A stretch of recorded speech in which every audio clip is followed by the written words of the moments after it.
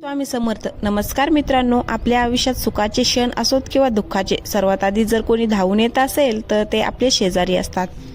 पण कधी कधी याच शेजाऱ्यांच्या मनात आपल्या प्रगतीबद्दल, आपल्या सुखाबद्दल किंवा आपल्या आनंदी कुटुंबाबद्दल असूया निर्माण होते, ज्याला आपण साध्या भाषेत जळकी शेजारी म्हणतो.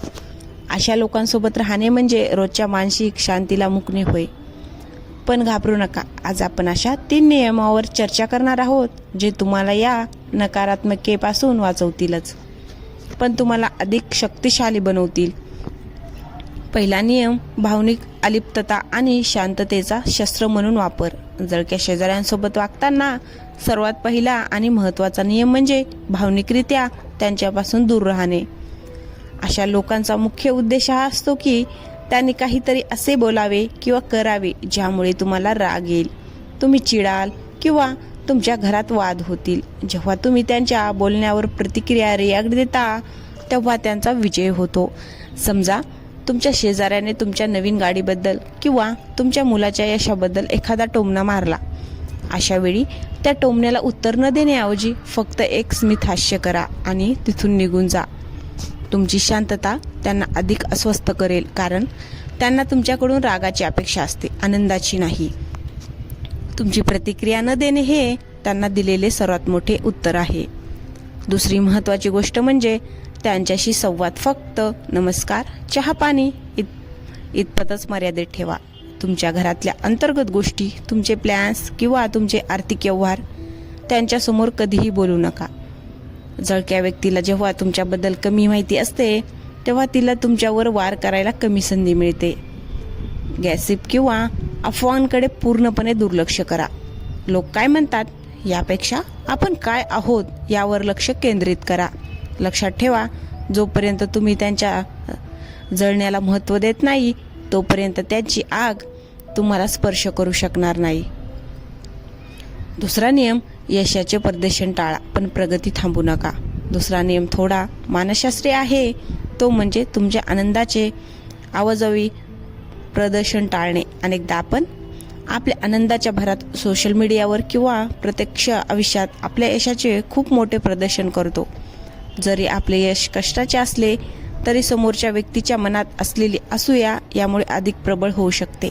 याचा अर्थ असा नाही की तुम्ही प्रगती करणे थांबवावे किंवा आनंद साजरा करू नये, पण तुमचा आनंद अशा पद्धतीने साजरा करा की ज्यामुळे इतरांच्या डोळ्यात तो खुपणार नाही. आपल्या संस्कृतीत एक म्हण आहे, शुभ कार्य गुपचूप करावे. तुमच्या नवीन गुंतवणुकी, तुमचे मोठे खरेदी व्यवहार किंवा तुमच्या भविष्यातील योजना याबद्दल फक्त तुमच्या विश्वासू लोकांशी चर्चा करा. जेव्हा शेजारी तुमच्याबद्दल काही नकारात्मक बोलतात तेव्हा त्यांना सिद्ध करण्यासाठी अधिक कष्ट करा.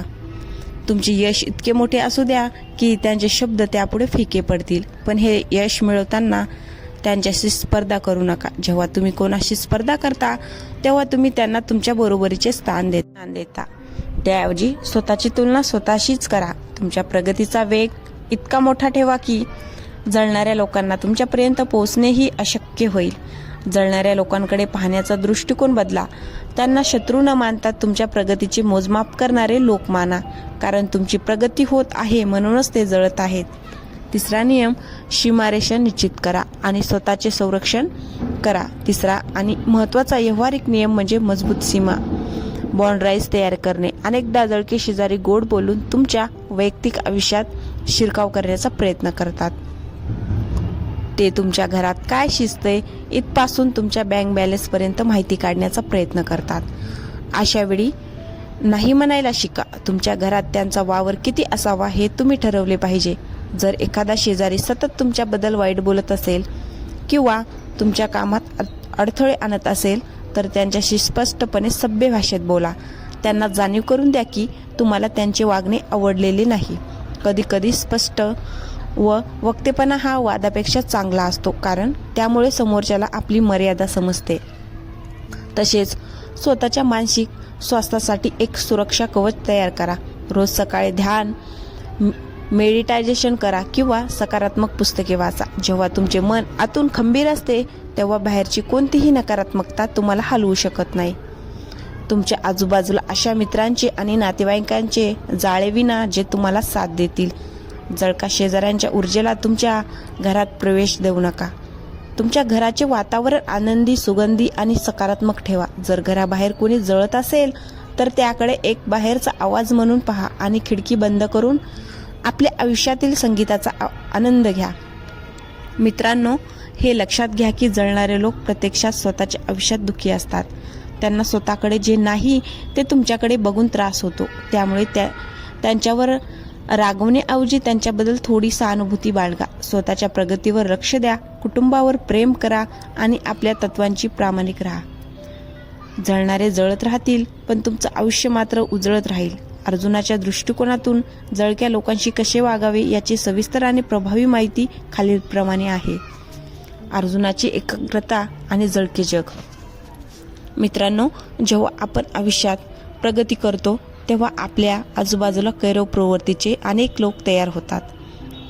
त्यांना तुमची प्रगती, तुमची सुखसोयी आणि तुमची कीर्ती बघवत नाही. महाभारतात अर्जुनाकडे गांडीव धनुष्य होते आणि अफाट कौशल्य होते, तरीही दुर्योधनासारखे लोक त्यांच्यावर सतत जळत असत. अशा वेळी अर्जुनाने काय केले? त्याने आपला मार्ग कसा शोधला?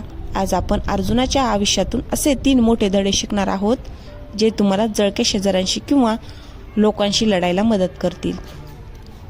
पहिला, अर्जुनासारखी पक्षाच्या डोळ्यावर एकाग्रता ठेवा. फोकस. अर्जुनाच्या आयुष्यातील सर्वात मोठी शिकवण म्हणजे त्यांची एकाग्रता. जेव्हा द्रोणाचार्यांनी परीक्षा घेतली तेव्हा इतरांना झाड, फांद्या आणि पक्षी दिसत होता, पण अर्जुनाला फक्त पक्षाचा डोळा दिसत होता. तुमच्या आयुष्यात जळके शेजारी म्हणजे ते अवतार, झाड आणि फांद्या आहेत. जर तुम्ही त्यांच्या बोलण्याकडे, त्यांच्या टोमण्याकडे किंवा त्यांच्या कारस्थानाकडे लक्ष दिले तर तुमचा नेम चुकेल. जळक्या लोकांचे मुख्य काम हेच असते की तुमची एकाग्रता भंग करणे. त्यांना तुमची प्रगती थांबवायची असते. असे कसे वागावे? तुमच्या शेजाऱ्याने तुमच्याबद्दल काही अफवा पसरवली किंवा तुम्हाला कमी लेखण्याचा प्रयत्न केला तर अर्जुनासारखे बना. स्वतःला सांगा की माझे ध्येय, माझे काम आणि माझे कुटुंब आहे. या फालतू गोष्टीकडे बघायला माझ्याकडे वेळ नाही. जेव्हा तुम्ही समोरच्याकडे पूर्णपणे दुर्लक्ष करून फक्त स्वतःच्या कामावर लक्ष केंद्रित करता तेव्हा त्या जळणाऱ्या व्यक्तीला सर्वात जास्त त्रास होतो, कारण तिचे बाण तुम्हाला लागतच नाहीत. तुमची प्रगतीच त्यांना दिलेल्या सर्वात मोठे उत्तर असेल. श्रीकृष्णाचा सल्ला, योग्य मार्गदर्शन आणि मौन. अर्जुनाकडे कितीही शक्ती असली तरी तो नेहमी श्रीकृष्णाचा सल्ला घेत असे. जळक्या लोकांशी वागताना श्रीकृष्ण एक मोलाचा मंत्र देतात: वेळेनुसार वागणे आणि मौन पाळणे. युद्धभूमीवर अर्जुन अनेकदा भावनिक व्हायचा, पण कृष्णाने त्याला कर्तव्याची जाणीव करून दिली. जळके शेजारी हे मुद्दाम तुम्हाला भावनिक जाळ्यात ओढतात. ते तुमच्याशी असे काहीतरी वागतील की तुम्हाला राग येईल आणि रागाच्या भरात तुमच्याकडून काहीतरी चूक होईल. मग त्याच चुकीचा वापर ते तुमच्या विरुद्ध करतात. कसे वागावे? इथे मौन हे तुमचे शस्त्र आहे. अर्जुनाने कुरुक्षेत्रावर गांडीव उचलण्यापूर्वी खूप संयम पाळला होता. जळक्या शेजाऱ्यांसोबत वाद घालण्यात तुमची शक्ती खर्च करू नका. श्रीकृष्ण म्हणतात त्याप्रमाणे तुमची नीती भीष्मसारखी शांत आणि अर्जुनासारखी अचूक असावी. त्यांच्या कोणत्याही कुरापतीला शांतपणे उत्तर द्या किंवा सीमित हास्य करून टाळ घ्या. तुमची शांतता ही समोरच्यासाठी एक चक्रव्यूह ठरेल ज्यातून बाहेर पडणे त्यांना जमणार नाही. साम, दाम, दंडभेद. स्वतःच्या सीमांचे रक्षण करा. अर्जुनाने केवळ शांत नव्हता तर तो एक योद्धा होता. जेव्हा सर्व मर्यादा ओलांडल्या गेल्या तेव्हा त्याने शस्त्र उचलले. जळक्या शेजाऱ्यांच्या बाबतीतही तुम्हाला तुमच्या सीमा, बाउंड्रीज ठरवाव्या लागतील. अनेकदा जळके लोक तुमच्या चांगुलपणाचा फायदा घेतात. ते तुमच्या घरात शिरून माहिती काढतात आणि बाहेर तुमची बदनामी करतात. अर्जुनाने जसे स्वतःच्या रथाचे रक्षण केले तसे तुम्ही तुमच्या खाजगी आयुष्याचे रक्षण केले पाहिजे. कसे वागावे?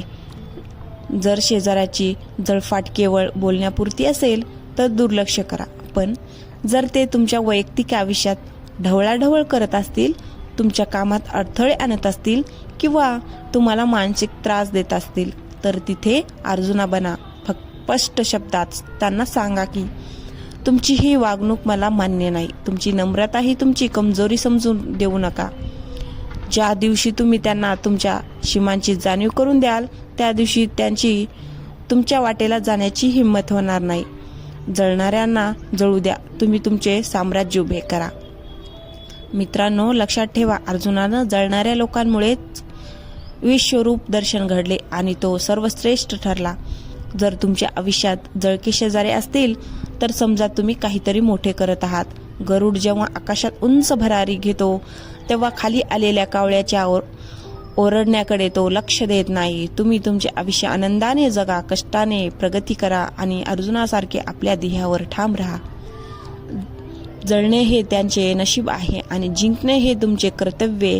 तर मित्रांनो, हे होते अर्जुनाच्या आयुष्यातून घेतलेले ते 3 महत्त्वाचे धडे. लक्षात ठेवा, जळणारे लोक हे तुमच्या यशाचे थर्मामीटर असतात. तुम्ही जितके जास्त यशस्वी व्हाल तितका त्यांचा जळफाट वाढेल. त्यामुळे त्यांच्याकडे लक्ष देऊन आपला वेळ वाया घालवू नका. जसा अर्जुनाने केवळ आपल्या ध्येयावर लक्ष केंद्रित केले आणि शेवटी विजय मिळवला, तसंच तुम्हीही तुमच्या स्वप्नाकडे वाटचाल करत राहा.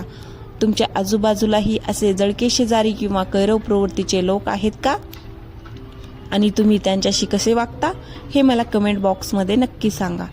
जर तुम्हाला आजची ही माहिती आणि अर्जुनाचे हे उदाहरण आवडले असेल तर या व्हिडिओला लाईक करा आणि आपल्या मित्रपरिवारासोबत शेअर करायला विसरू नका. कदाचित तुमच्या एका शेअरमुळे कोणाला तरी मानसिक शांतता मिळू शकेल. अशाच प्रेरणादायी आणि जीवनोपयोगी व्हिडिओसाठी आपल्या चॅनलला सबस्क्राईब करा आणि बेल आयकॉन दाबा. लवकरच भेटूया पुढच्या व्हिडिओ एका नवीन आणि माहितीपूर्ण विषयासह. तोपर्यंत आनंदी राहा, सुरक्षित राहा आणि अर्जुनासारखे ध्येय वेडे बना. धन्यवाद.